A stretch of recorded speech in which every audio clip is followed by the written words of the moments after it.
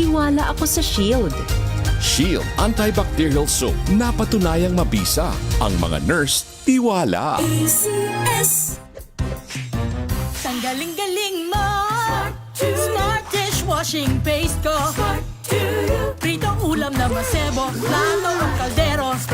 Tanggaling for everyday. Ganyan pag smart ang dishwashing paste. May double tanggaling formula. Tanggal ang sebo, tanggal ang bakterya. Pahit para walang bahid. Linis fantastic sa metal at plastic. Number one ko to.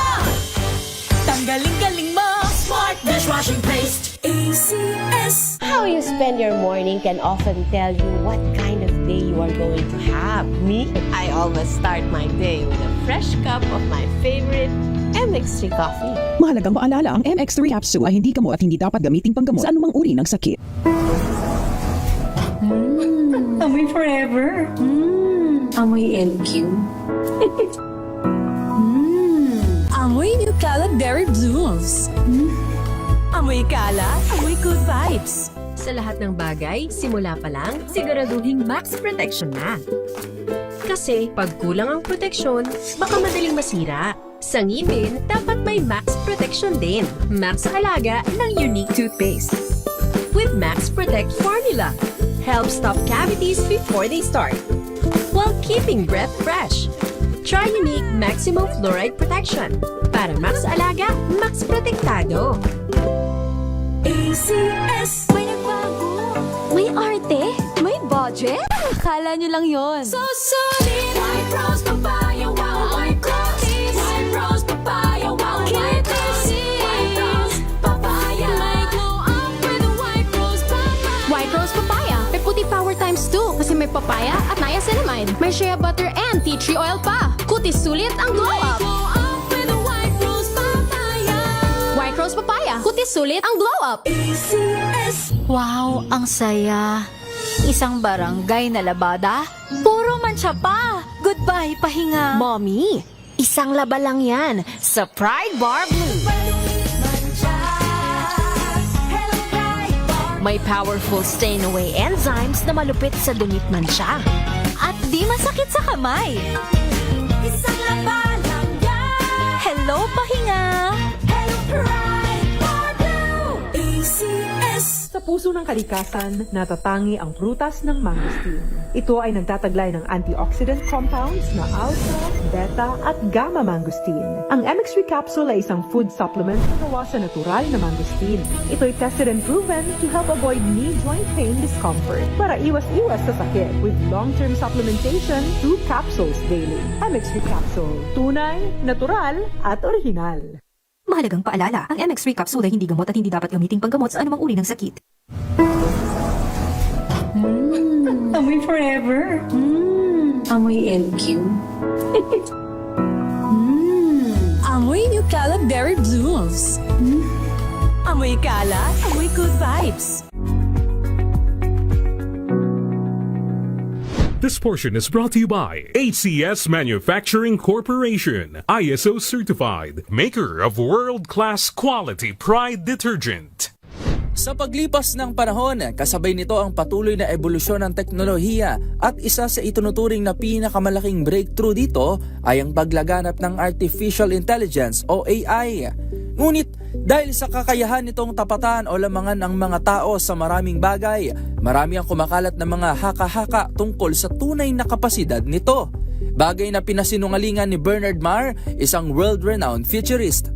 Una, ang AI raw ay matalino, patas at walang bias. Ayon kay Marr, ang katalinuhan ay katangiang likas sa mga buhay na nilalang at ang kakayahan ng AI na makapag-produce ng mga output tulad ng tao ay nakabatay pa rin sa algorithm na gawa rin ng tao. Ito ang dahilan kung bakit hindi masasabi na walang kinikilingan ang AI. Halimbawa na lang sa Amerika, gumagamit sila ng AI para makatulong sa pag-predict ng pattern ng mga krimen, maging sa pagbuo ng mga hatol. Sa katunayan, lumalabas sa pagsusuri ng New York-based journalism entity na ProPublica na mas may pagkiling ang AI sa white people kumpara sa Afro-American population. Dagdag pa nito, nakaspecialize rin ang trabaho ng machines at malayo pa sa realidad na magkaroon ito ng kakayahan na kopyahin ang natural instincts ng isang tao. o kung tawagin nila ay General AI. Pangalawa, ang AI raw ay magte-take over daw sa mundo. Tulad ng maraming bagay sa mundo, nilinaw ni Mar na walang nakakaalam kung saan patungo ang AI sa mga susunod na mga taon. Gayunpaman, katulad ng iba pang social structures at constructs na mayroon tayo ngayon, nakadepende pa rin sa atin ang pag-regulate nito. Bilang mga tao, nakikita natin ang benepisyo ng AI sa buhay natin at hawak natin ang responsibilidad na patuloy itong pagyamanin para sa ikabubuti ng lipunan at pigilan ang pang-aabuso rito. This portion is brought to you by ACS Manufacturing Corporation, ISO certified, maker of world-class quality Pride detergent.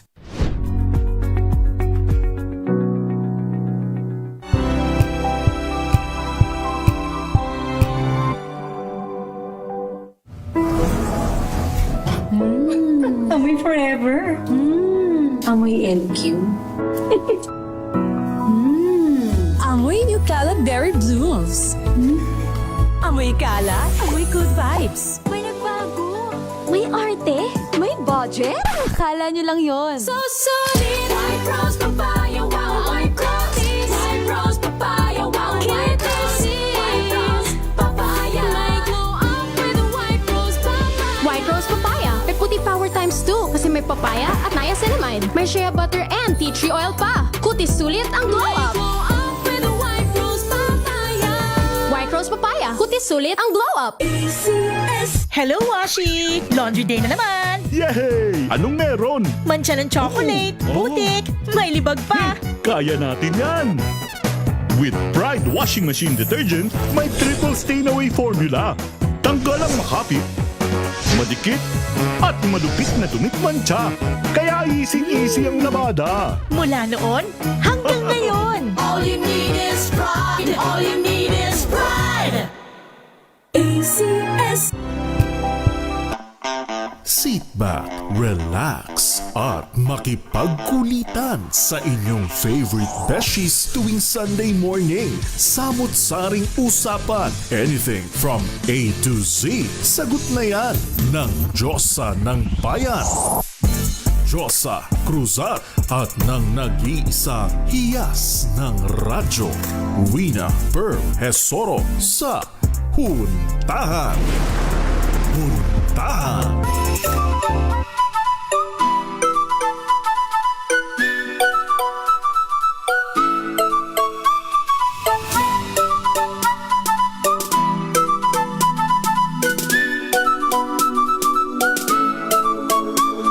Happy Sunday morning, Luzon, Visayas at Mindanao. Magandang umaga, Pilipinas.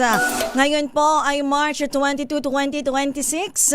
Samahan ninyo ako sa isang oras na huntahan and of course na may kasamang balitaan. Minus muna ang aking beshi na si Wina Pearl. Ako po si Josa Cruzat para sa DZRH, una sa Pilipinas, una sa Pilipino. Hindi pa man inaanunsyo ang opisyal na tag-init season. Medyo parang hindi pa nga kasi may mga kalamigan pa rin tayong nararamdaman. Pagising ko kaninang umaga medyo may araw pero malakas ang hampas ng hangin.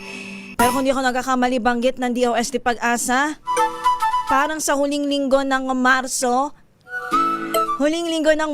nila nakikita ang pag-anunsyo, ang pagdeklara ng tag-init o dry season. Pero dito sa programang Huntahan, uumpisahan na natin ang talakayan about dyan. Pero may kasamang chillax moment lang. Mamaya, may makakausap tayong isang registered nutritionist, dietitian. Pag-uusapan natin ang healthy living tuwing tag-init season. Paano nga ba alagaan ang katawan kapag mainit ang panahon? Di ba, alam naman natin kapag tag-init, parang ang dali nating ma-tempt. Ang dali nating magpalin lang sa kung ano-anong quick fix. Ano nga ba yung mga binabanggit kong quick fix? Minsan kapag tag-init ay parang season na ng pagda-diet. Pag-jogging, tapos magkakaroon tayo ng biglaang pag-detox. O kaya puro malamigan na drinks ang ating takbuhan. Nandyan ang kakagaling lang natin sa labas. tutok tayo sa tirik na araw ay pagdating natin sa ating bahay ay iinom agad tayo ng malamig na tubig. Yan na po ang sakit nating mga Pilipino. Minsan pag hindi malamig na tubig, malamig na soft drinks yung umuusok-usok pa. Pag hindi naman, yung katulad ko diyan na coffee lover, kung tawagin, coffee addict yan, na mag-ice coffee agad, wala pang laman ng tiyan. Yan yung quick fix na takbuhan natin na malamig na inumin tuwing tag-init. Of course, andyan yung mga favorite natin. Nasa Pinoy, andyan ang halo-halo, mais con yelo, ayan, yung mga sagot gulaman na malalamig. Pero itatanong natin mamaya sa ating makakapanayam na registered nutritionist dietitian na ating kaibigan dito sa DZRH na si Miss Macy Lopez kung tama pa ba itong mga takbuhan natin na ito at tinatawag natin quick fix kapag tag-init. Healthy pa ba talaga yung mga ginagawa natin na yan? O baka akala lang natin nakakatulong ng panandalian, of course, pero may epekto na pala sa katawan natin. Kaya mamaya para malinawan tayo, kakausapin natin ng isang registered nutritionist dietitian sa katauhan ni Miss Macy Lopez. Pero bago natin napuntahan ang ating talakayan, puntahan muna natin ang mga pinakamainit na balita na ating tunutukan dito sa DZRH.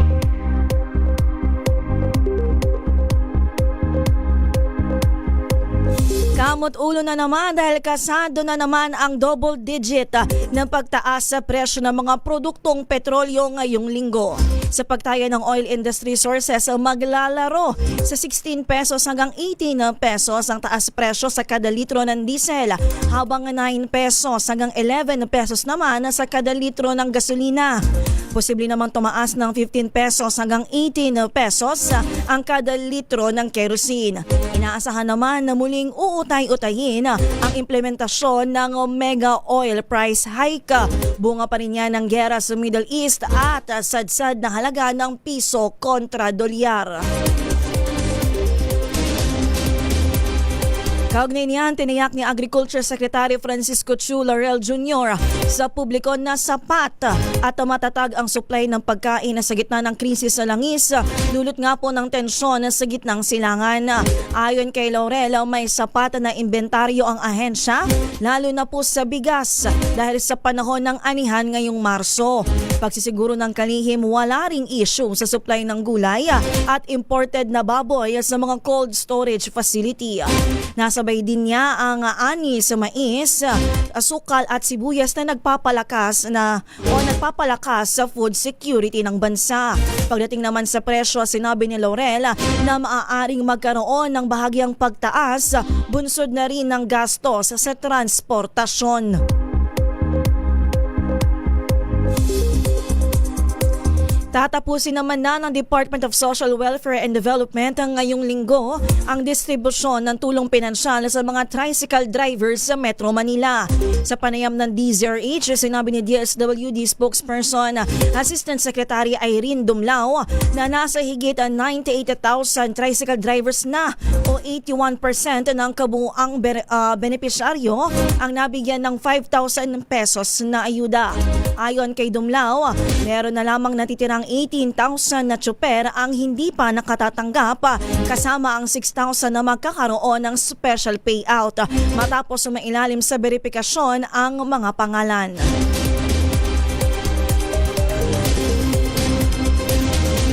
Sa kaugnay na balita, pinaplansya na nga po ng Department of Social Welfare and Development o DSWD ang detalye ng pagsisimula o ng pasisimulang distribusyon ng tulong pinansyal sa mga tsuper sa mga probinsya naman po. Ayon kay DSWD spokesperson Asek Irene Dumlao, bukod sa listahan ng mga benepisyaryo, kabilang sa inihahanda ang payout sites.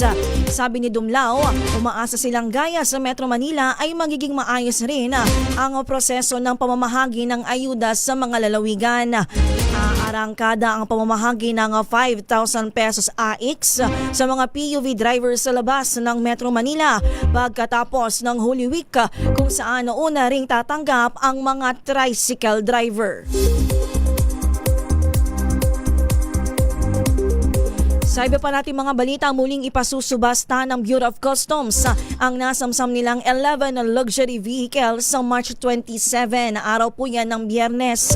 Kabilang dito ang Mercedes-Benz G650 V12 Biturbo na may floor price na higit 79 na milyon pesos at Ferrari S790 Stradale na may floor price na higit 54 milyon pesos. Bago ang bidding, magkakaroon muna ng public viewing sa 11 na mamahaling sasakyan sa BOC Port of Manila simula po sa March 23 hanggang March 26. Ang mga interesadong bidder ay kailangang makapagsumite ng mga kaukulang dokumento hanggang sa March 24.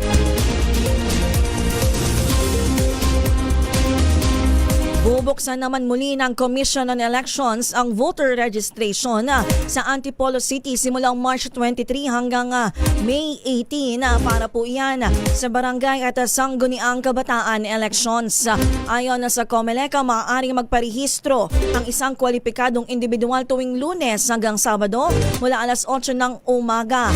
Kasama rin dito ang mga botanteng nais magpalipat ng kanilang records sa ibang lugar, reactivation ng rehistro, correction of entries at change of status.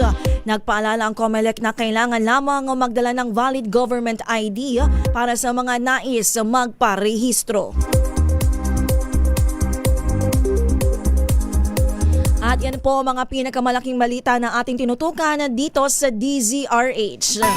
Sa ating pagbabalik, ating kausapin ang kaibigan natin na si Miss Macy Lopez, isang registered nutritionist dietitian. Dahil nga po dito sa ating pag-uusapan hanggang 11 ng umaga, samahan niyo po kami kung ano nga ba ang healthy living na dapat i-practice natin tuwing tag-init o yung tinatawag natin ng warm o dry season. Paano nga ba alagaan ang ating katawan? Hindi lamang gamit itong quick fix na nabanggit ko kanina, yung biglaang diet, biglaang detox o yung pag-inom ng malamig na inumin na palagi nating takbuhan tuwing tag-init. Pag-uusapan natin yan sa ating pagbabalik sa Pilipinas ng ating oras sa 10:20 ng umaga. Ang oras na yan ay hatid sa inyo na.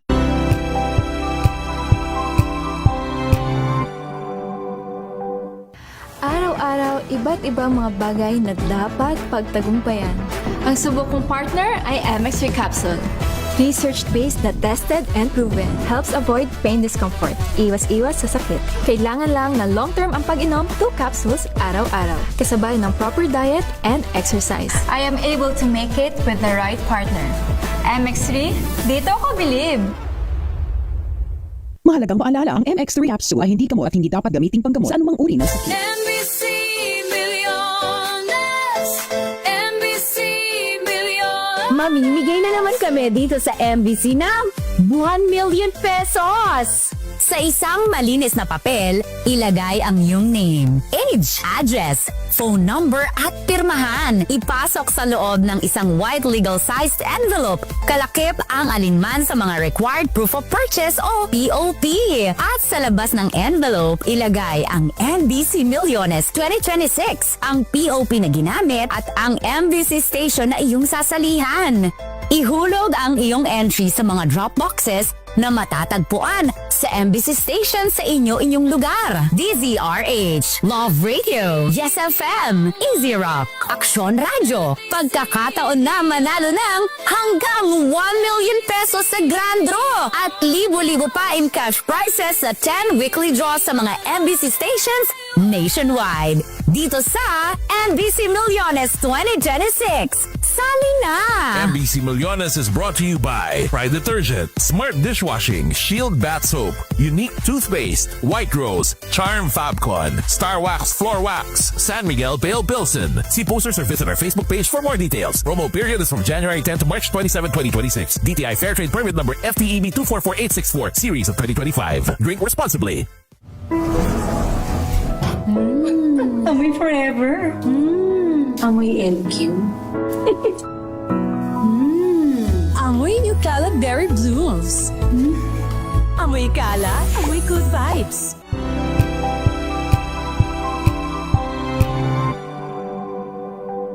Wow, ang saya. Isang barangay na labada, puro mancha pa. Goodbye, pahinga. Mommy, Isang laba lang yan sa Pride Bar Blue. May powerful stain-away enzymes na malupit sa dumit mansya. At di masakit sa kamay. Isang laba lang yan. Hello, pahinga! Hello, Pride Bar Blue. ACS.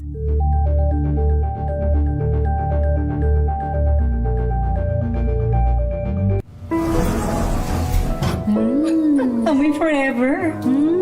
Amoy LQ. Amoy New Calad Berry Blues. Amoy kala, amoy good vibes.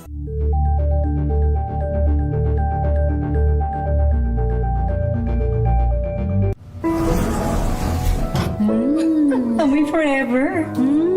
Amoy LQ. Amoy New Calad Berry Blues. Amoy kala, amoy good vibes.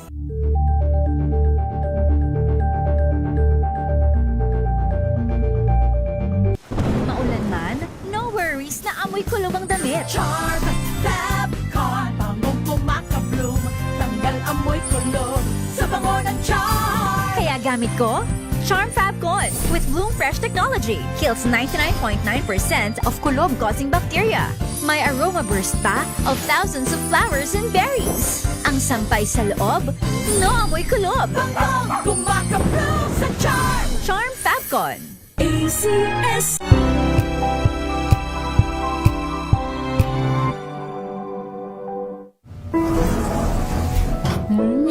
Amoy forever. Amoy LQ. Amoy New Calad Berry Blues. Amoy kala, amoy good vibes.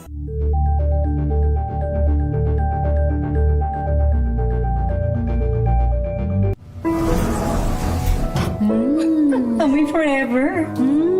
Amoy LQ. Amoy New Calad Berry Blues. Amoy kala, amoy good vibes.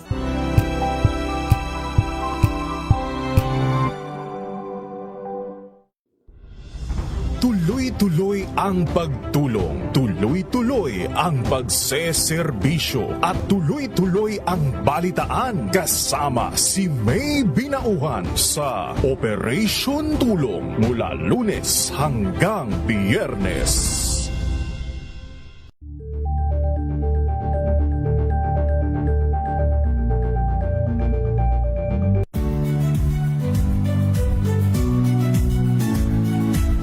Magandang araw mga kaibigan.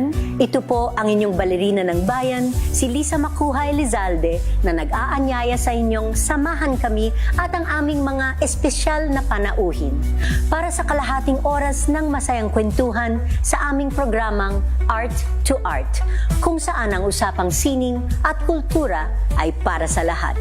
Huwag kaliligtaan, tuwing linggo, alas 3:30 ng hapon, dito lamang sa DZRH Radio, DZRH TV, at via online streaming.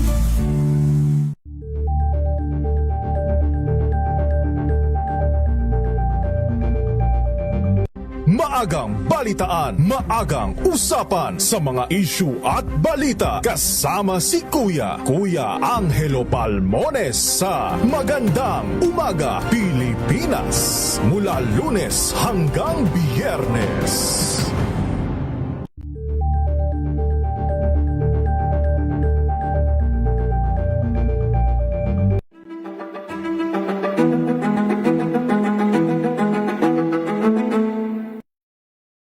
May it be isang mambabatas o dalawang hindi naniniwala sa kakayahan ng mga kabataan, but sa kabuuan naman, dalawa lang silang hindi naniniwala.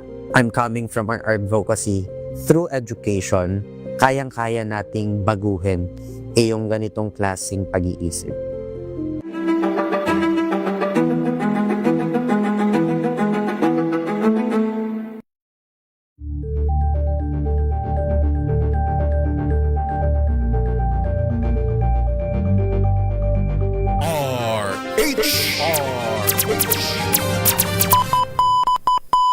Pilipinas ang ating oras, 10:28 ng umaga.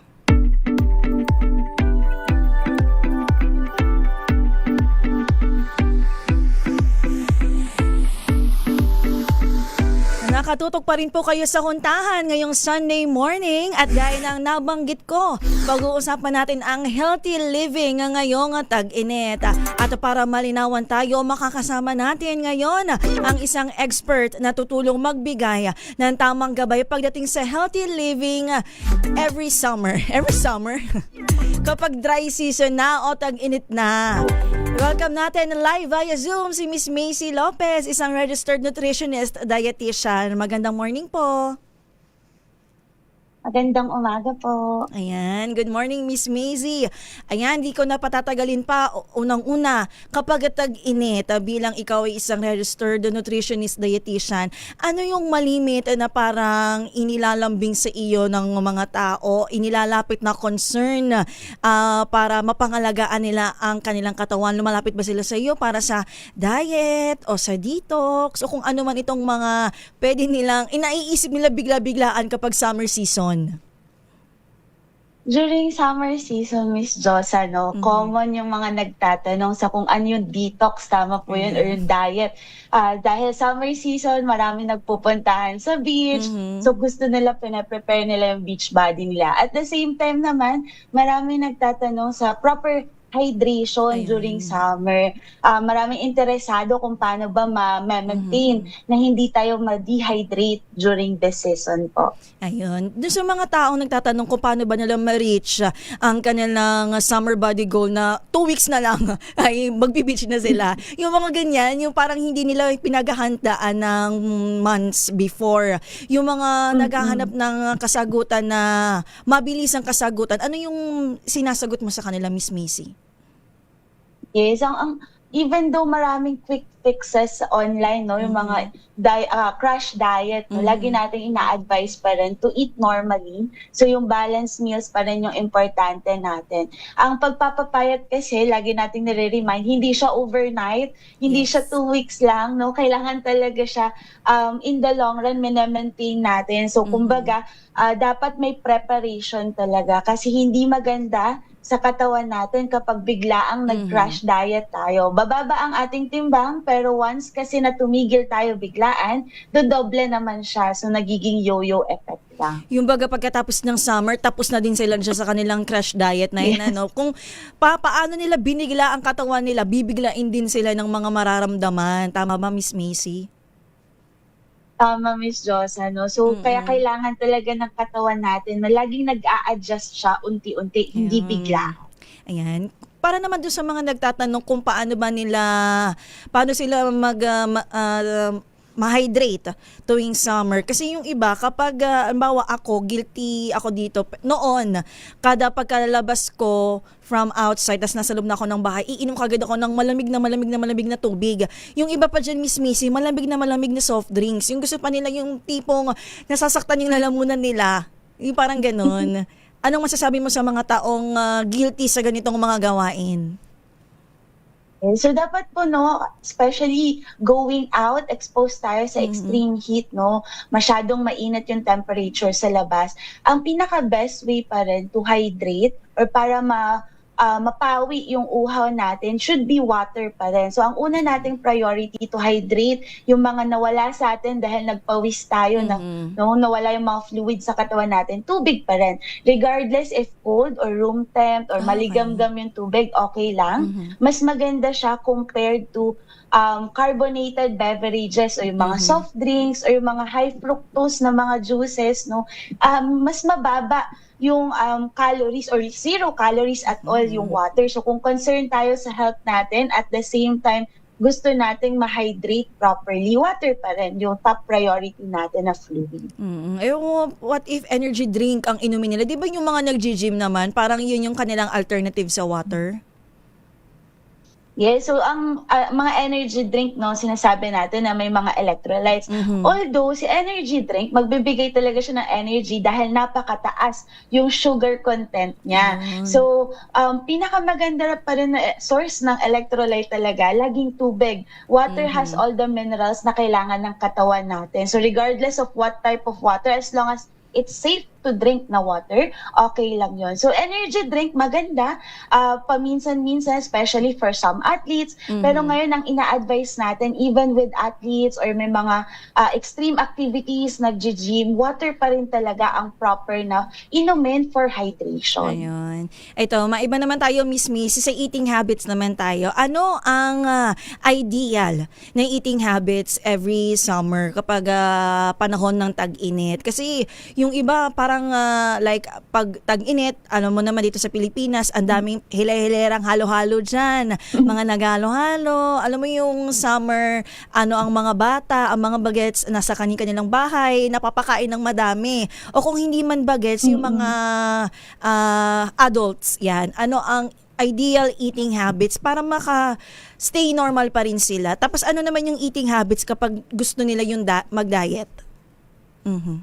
Yes, so for the eating habits, no, similar pa rin sa regular na panahon. Although, mas maganda during summertime, i-consume natin yung mga foods na matataas sa water content. So, especially kung ikaw ay yung taong hindi mahilig magtubig, inaantay pa mauhaw bago uminom ng tubig, no, you can also replenish your water content na kinakain natin o kinukonsume natin galing sa mga pagkain. So, there are several fruits like pakwan, melon, mga pinya, or other citrus fruits na very high yung water content, or even yung mga vegetables, no, gaya ng pepino, lettuce, kamatis, maganda rin silang additional na pandagdag ng fluids natin sa katawan. Pero the rest, no, protein sources natin, same pa rin, mas maganda na variety of protein sources, isda, manok, karne, o kaya mga vegetable alternatives gaya ng tokwa or mga beans. And also,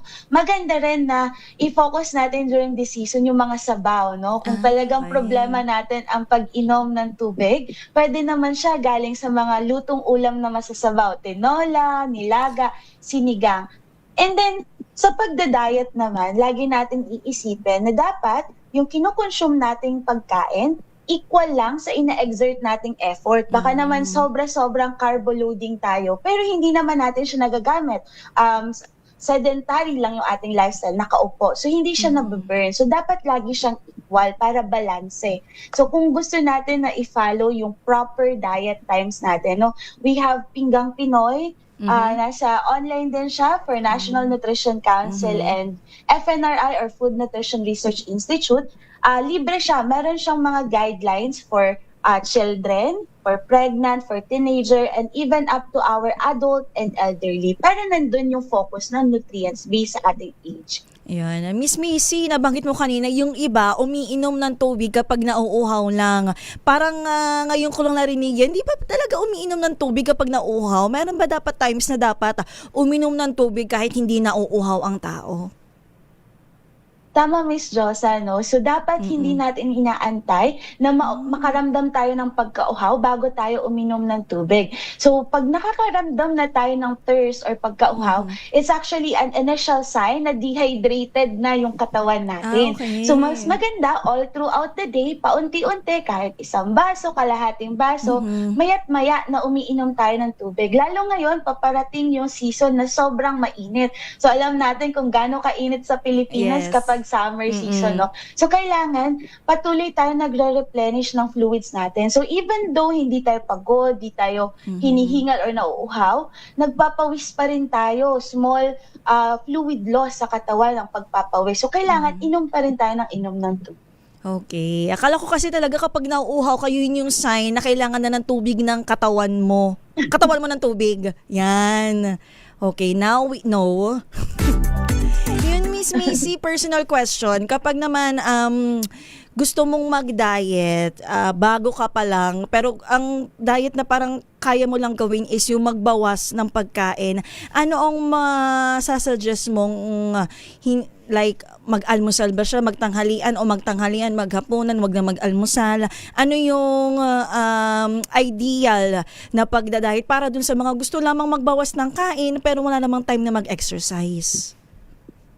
Yes. So halimbawa, gusto natin magpapayat at ang pinaka-accessible na magagawa natin or pinaka-posibleng magawa natin ngayon is magbawas ng pagkain. So una sa lahat, pag magda-diet po tayo, wag nating tatanggalin ang almusal. So almusal po na kinain natin yung magbidikta kung gaano karami yung kakainin natin all throughout the day. So para ma-avoid po natin yung overeating, overconsumption, or labis-labis na pagkain, no, wag nating isi-skip yung almusal. So mas maganda, almusal pa rin yung pinaka-full tayo or talagang busog tayo, no? Para pagdating ng lunch, pwede na po tayo magbawas ng kaunting carbohydrates or kanin, no?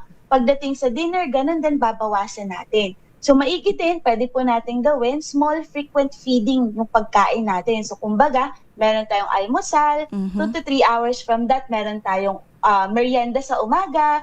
Tapos pagdating ng lunch, medyo bawas na yung kinain natin. Ganun din sa hapon, may merienda. Para pagdating ng dinner, kung saan magpapahinga na lang yung katawan natin at di na masyadong mag-exert ng effort, kakaunti na lang yung kakainin natin. So in that way, nagbawas pa rin tayo ng pagkain, makakatulong sa plan natin na weight loss, pero hindi pa rin tayo labis na nagutuman or nagkulang sa nutrients sa katawan. Alam mo, Miss Macy, yung kalaban ng mga nagbabawas ng pagkain ay yung midnight snack.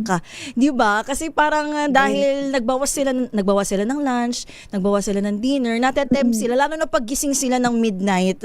Ano ang mapapayo mo sa kanila na parang lagi na lang nabibiktima nitong midnight snack, kumbaga? Yes, tama, Miss Josa. Very common sa mga Pilipino ang late night sleeper. Kaya meron pa mga midnight snack. So kung magme-midnight snack po tayo, maigi na light snacks lang. Talagang snacks. So kapag sinabi natin snacks, hindi siya equivalent ng one whole meal, ng busog na busog yung katawan natin. So nagsasnack tayo para lang makatulong na hindi tayo masyadong magutom. Or kung sobrang meron tayong mga problema sa stomach like hyperacidity or gastric problems, no? Para hindi lang siya sumakit. So light snacks lang, mga biscuits na hindi masyadong flavored, or pwede namang tinapay pero hindi napakaraming tinapay, like 1 to 2 pieces lang, or kaya any snacks. So hindi na tayo magra-rice, hindi na tayo magno-noodles, at hindi considered na snacks ang mga chichirya. Although very satisfying siya, no, kasi savory siya or malasa, hindi siya considered na snack dahil junk food ang ating mga chichirya. So very light lang.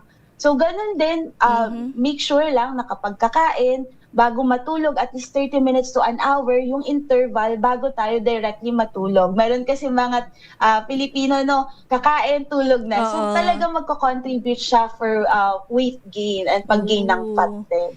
Oo, pero yung iba, ang midnight snack kasi parang meal talaga, parang pang-almusal na. Yun yung kanilang definition ng midnight snack. Anyway, Miss Macy, magbabalik tayo para sa iba pang mga karagdagang katanungan. Titingin tayo sa comment section.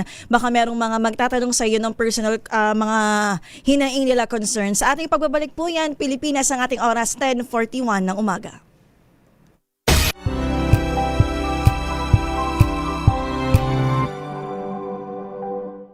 Alamin ang mga maiinit na isyung pambayan, mga balitang kailangan mong malaman, usapin sa pamahalaan, politika, ekonomiya at kabuhayan. Ito ang mga dapat mong malaman, pakialaman at pag-uusapan dahil kayo ang tinig ng mamamayan dito sa Damdaming Bayan. Live sa DZRH Radio, DZRH TV at DZRH Digital. Kasama sina Lakay, Deo Macalma at Elaine Apit. Araw-araw, Lunes hanggang Biyernes. Damdaming Bayan. Number 1 na naman ang inyong DZRH sa latest survey ng Kantar Media na inilabas nitong January 2026. Hindi lang sa Metro Manila, kundi pati rin sa Mega Manila. Patunay na DZRH lang ang inyong tunay at totoong pinagkakatiwalaan. Taos-puso po kaming nagpapasalamat sa inyong patuloy na pagtitiwala dahil ang DZRH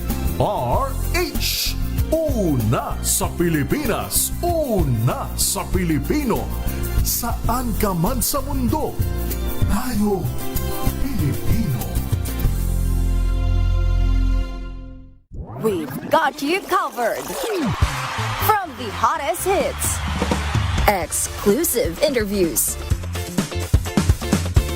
kilig to the bones fan meet experience. And hataw performances of your favorite stars. Saturdays, 12 noon, dito lang sa DZRH TV.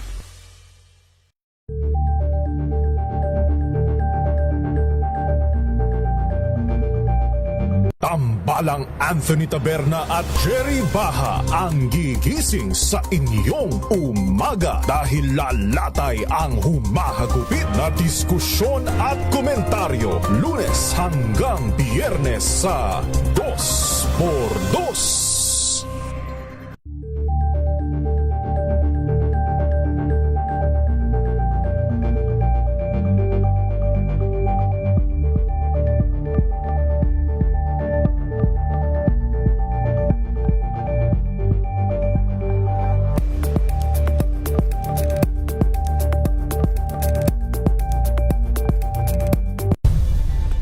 Nagsimula sa pangarap hanggang sa maabot ang tagumpay. Iba't ibang kwento, iba't ibang mukha ng atletang Pilipino. Mas pinatindi, mas pinalakas, at mas pinaaksyon sa Match Point tuwing Sabado, 12:30 ng tanghali sa DZRH TV.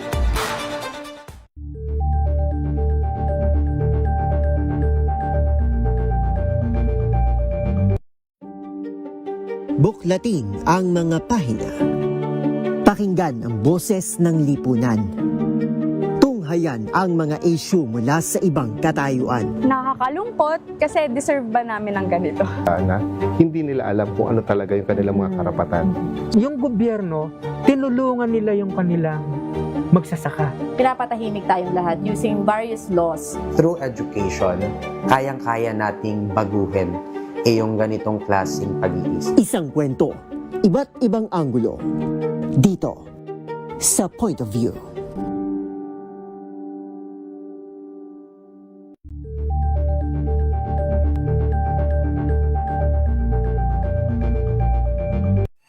Mga balitang gigising sa inyong umaga. Mga balitang kailangan mong malaman. Mapapakinggan sa ACS Balita sa 2x2. Kasama sina Anthony Taberna at Jerry Baha. Lunes hanggang Biyernes.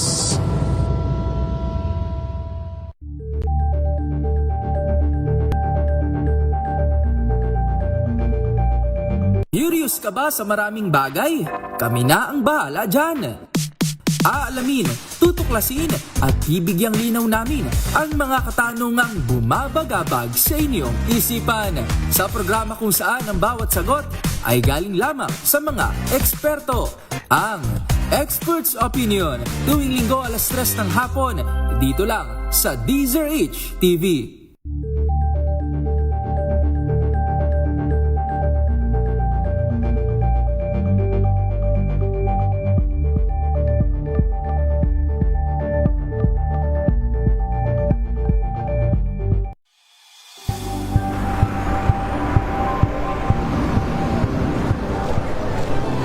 Ating mga eksperto dito lang sa Expert Opinion.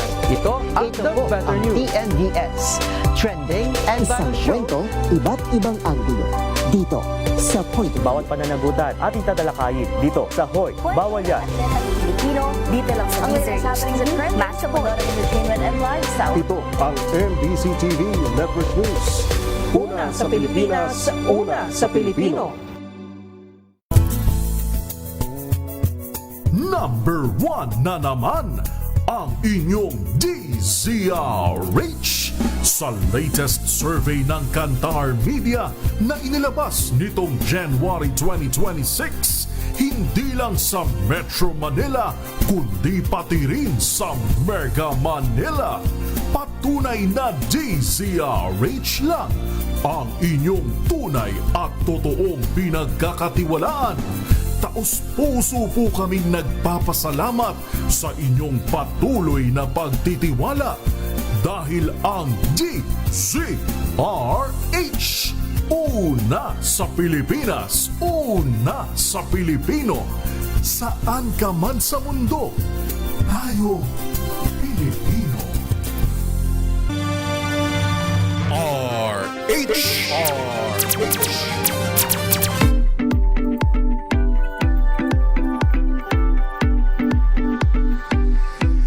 na lamang po tayong 12 minutes bago mag-11 ng umaga. Balikan natin ang ating mga pinag-uusapan. Pinag-uusapan ulit natin itong healthy living ngayon tag-init. Of course with Miss Macy Lopez, isang registered nutritionist, dietitian. Miss Macy, welcome back po. Hello po. Yan. Miss Macy, meron tayong comment dito sa YouTube about sa almusal. Kasi binanggit mo kanina, huwag magsiskip ng almusal. Ang tanong naman niya, okay lang po bang hindi kumain ng kanin sa umaga? Pero, ang alternative niya sa kanin ay kamote or saging. Yan. Yes, okay lang naman po na hindi tayo magkanin or kumain ng kanin sa almusal. So tama po yun, meron, even though tinanggal niya po yung rice, meron po siyang alternatibo na carbohydrate source pa din, which is root crops or yung kamote. So pwede rin po mga other types of root crops like kamoteng kahoy, pwede rin pong patatas. Okay lang din po ang tinapay or mga pastas and noodles as an alternative. Pero yung tinutukoy po natin pastas and noodles, hindi po yung instant. Ito po yung niluluto dapat. Okay. Pero hindi po natin maiiwasan mag-instant noodles dahil nasa Pilipinas tayo, Miss Macy. Ano yung suggested ninyo na parang twice a week lang ba? Once a week? Ano po yung masasuggest ninyo? Yes, so tama po, no, at least 1 to 2 times a week lamang dahil napakaalat po ng ating mga instant noodles. And marami pong alternatibo na pwede nating kainin more than the instant noodles. Pero kung hindi talaga po may iwasan at kailangan more than twice a week, pwede po nating dagdagan ng iba't ibang gulay. Pwede pong lagyan ng cabbages rather, pwede rin pong carrots or other alternatives para maging healthy rin po siya kahit papaano. Oo, para hindi lang laging yun at yun lang kailangan mayroon tayo laging vegetable. Ayun, may isang tanong pa dito, Miss Macy. Tama po ba yung ginagawa niya na maya-maya siya kumakain pero pakonti-konti? Kasi yung iba, di ba, heavy meal sa umaga, heavy meal sa 12 noon, heavy meal ng 6 p.m. pero siya parang mayat-maya siya ngumunguya pero unti-unti lang naman yung mga kinakain niya. Yes, tama po, no? So okay po or mas maganda po sa katawan natin yung small frequent feeding, paunti-unti at mayat-maya po na pagkain para hindi rin po na-avoid nito yung sobrang pagbaba po ng blood sugar natin at sobrang pagtaas naman kapag labis yung kinain natin ng isang meal, no, yung bagsakan na kain natin. So okay po yun, small frequent feeding basta may proper timings po tayo. Ito naman, Miss Macy, lagi ko itong napapansin, hindi lamang sa personal na buhay, kundi sa mga pelikula, sa mga palabas sa TV. Kasi yung iba, pagkagising, hindi water ang ini-intake, kundi hot coffee. Ligtas po ba ito, Miss Macy? Yung parang wala pang sapin yung tiyan natin, mainit na kape agad. Yes po. So, mas maganda po na tubig muna before any beverages or cold drinks, no, or even hot drinks, mas okay po na tubig muna. So, bakit po kailangan na water muna? Iniiwasan po natin na biglang sikmurain tayo or humapdi ang sikmura. So, even though wala po tayong gastritis or hyperacidity, hindi po natin may iwasan na sumakit ang sikmura dahil natulog tayo ng ilang oras, let's say 8 hours of sleep. So naka-fasting po yung katawan natin. So wala pong pagkain yung ating sikmura. So para hindi po siya ma-irritate, mas magandang tubig. Pwede naman po after like half glass or 1 glass of water, pwede na po tayo magkape. So mas maganda kapag magkakape po sa umaga, black coffee or brewed coffee, iwasan po natin yung mga instant coffee, masyado pong matatamis. Oo nga, yung mga 3-in-1, Miss Macy. Miss Macy, speaking of coffee, ano yung normal na dami ng kape na pwede mong i-intake na healthy pa rin sa isang araw? Yes po, sa average po na wala pong sakit, pwede po tayo up to 5 cups in a day po sa maghapon. Pero nababago po ito, especially kapag may mga problema po tayo sa katawan or pwede may hyperacidity, meron po tayong high blood pressure o kaya naman po diabetic na or may problema sa kidney. Nagbabago po ito depende sa pangangailangan ng katawan natin. Especially din po during this time ng summer season, iwasan po natin yung sobrang iinit na mga beverages. No? Mas nakakaano po siya. Ang kape po ay diuretic or titrigger po siya para mas umihi po tayo ng umihi. So the more po tayo na umiihi, nadidehydrate din po yung katawan natin. So kailangan ang ipapalit natin or ibabalik natin sa katawan, tubig po.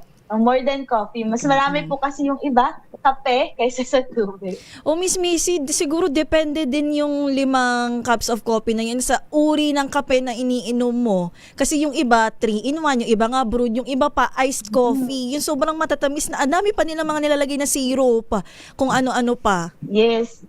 Tama, Miss Josa, no? Ang tinutukoy po natin kape ay yung black coffee or brewed coffee, walang added sugar or any creamer or mga gatas or fructose po. Talagang yung plain coffee. So naiiba din yan kapag ang iniinom natin ay puro mga instant coffee or yung mga nabibili po natin sa mga coffee shop, masyadong matatamis. Hindi po dapat yun 5 beses sa maghapon. Siguro, pero hindi naman masama, Miss Missy, na araw-arawin ba ang ganun kahit once a day? Once a day, okay lang naman siya as long as wala po tayong problema sa blood sugar natin. Pero kung tayo po mataas na ang blood sugar or borderline na ang ating blood sugar, try po nating iwasan or pabawasan. Merong mga alternatibo, instead po na regular na syrups or mga sugar, pwede po nating i-request yung mga artificial sweetener or kaya naman sweetener like stevia para at least hindi po siya mag-contribute sa dami ng sugar na kinukonsumo po natin. Ayan. Dahil meron na lamang po tayong 6 minutes bago mag-11, ito po ang huli kong katanungan sa inyo, Miss Missy. Ano yung siguro top 3 simple tips na pwedeng simulan ng listeners natin ngayon para maging healthy every summer season na kaya nilang gawin after nitong show natin? Yes. So ito po, no, top 3 na pinakasimple po natin na kayang-kayang masunod. Una, uminom po ng tubig regularly. So wag na po nating antayin na mauhaw po tayo bago tayo iinom ng tubig. Mas maganda po, lagi tayong may baong tubig, may mga tumbler tayo or kahit baso po na malapit sa atin palagi para sa tubig. Pangalawa po, magdagdag po tayo ng mga gulay at prutas bawat meal po natin, especially yung mga mataas ang water content po, para makatulong din siya for hydration. And tatlo, bawasan po natin muna yung mga sugary drinks, no? Makakatulong ito sa ating health and at the same time din po, mas mapofocus natin yung proper hydration which is dapat galing sa tubig. Ayan, very well said, Miss Macy. Baka meron po kayong gustong batiin on air o kung anong mga paalala o yung mga schedule or yun, i-promote nyo po yung sarili nyo. Baka tumatanggap kayo ng mga magda-diet dyan ngayong summer. Yes po. So kung meron po tayong mga katanungan po sa nutrition, pwede nyo pong i-follow ang aking Facebook page, Macy Lopez R&D. Sa ating TikTok, Instagram at YouTube naman po ay Macy the Dietitian. But binabati ko lang din po yung aking mga lola sa Bulan po na nanonood po ngayon. Hello po. Alright, magandang umaga at maraming salamat, Miss Macy Lopez, pagbibigay oras dito sa ating programa. Magandang umaga po. Salamat po. At yan po si Miss Macy Lopez, isang registered nutritionist at dietitian na palagian natin nakakausap dito sa DZRH. Siguro naman marami tayong natutunan coming from her discussion naman na alam naman natin, yung iba ay alam na, yung iba naman ay nalilimutan every summer, parang nalilimutan natin uminom ng tubig. At yan na po ang kabuuan ng ating programa ngayong Sunday, March 22, 2026. Bago tayo magpaalam, meron lang mga pabati dito sa atin. Happy 7th birthday kay Kerr Urbano Spearman ng Las Vegas. Pagbati mula sa kanyang Mommy Jolene at Daddy Sam at sa Lola Annie Urbano niya. Happy 7th birthday, Kerr! Yan na po ang kumuha ng ating untahan. Bago ako magpaalam, of course, makakalimutan ko pa ang aking family dyan sa Lucena City. Happy listening kay Mama Vicky, Mavic. Sa aking mga kapatid, kay Ate Apple, kay Ate Joy, kay Aubrey, at sa aking mga pamangkin, kay Rap, kay Ellie, kay Tara, at kay Arnie. Maraming salamat po sa pagsama. Simula kaninang alas 10 ng umaga hanggang ngayong alas 11 ng umaga. Ito pa rin po ang inyong favorite Sunday morning habit. Minus ang aking besyo na si Wina Pearl na nagpapalamig dyan sa Baguio City. Ako po si Josa Cruzat para sa DZRH. Una sa Pilipinas, una sa Pilipino. 3 minuto bago mag-alas 11 ng umaga.